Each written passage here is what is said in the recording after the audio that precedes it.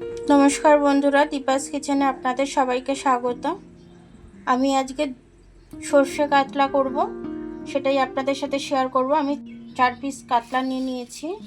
তো আমি কাতলা মাছটাতে নুন হলুদ মাখিয়ে নেব। নুন দিয়ে দিলাম একটু আমি এর মধ্যে, এটা ভালো করে আমি মাখিয়ে নেব। এবারে কিছু কাঁচা লঙ্কা আমি মিক্সির গ্লাসে নিয়ে নিলাম। কিছুটা সাদা সর্ষে দিয়ে দিচ্ছি আমি এর মধ্যে, কিছুটা কালো সর্ষে নিয়ে নিলাম। এটাকে এবার আমি পেস্ট করে নেব, একটা মিক্সিতে পেস্ট করে নেব। মাছটা আমি ভাজতে দিয়ে দিলাম। দু রকম সর্ষে আর লঙ্কাটা পেস্ট করে নিয়েছি আমি। মাছ ভাজাটা দিয়ে চলে যাব।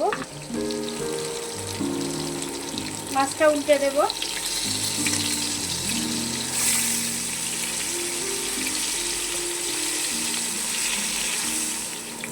মাছটা আমার হয়ে গেছে, একটু কালো জিরে ফোড়নে দিয়ে দিলাম।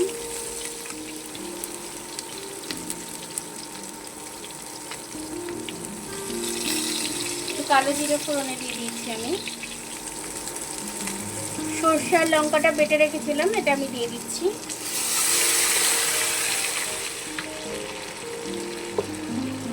গ্লাসটা ধুয়ে একটু জল দিয়ে দিলাম। এবার আমি হলুদ দিয়ে দিচ্ছি।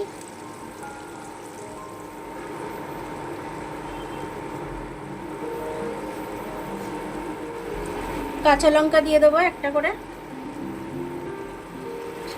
দইটা আমি ভালো করে ফেটিয়ে নিয়েছি।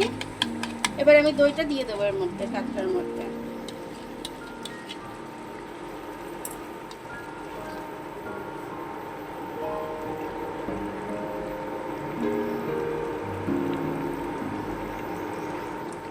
স্বাদটা ব্যালেন্স করার জন্য অল্প একটু চিনি দিয়ে দিলাম।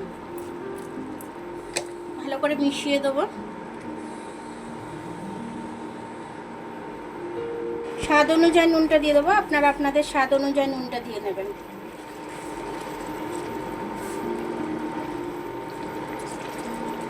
কাতলা মাছটা আমার হয়ে গেছে রান্না।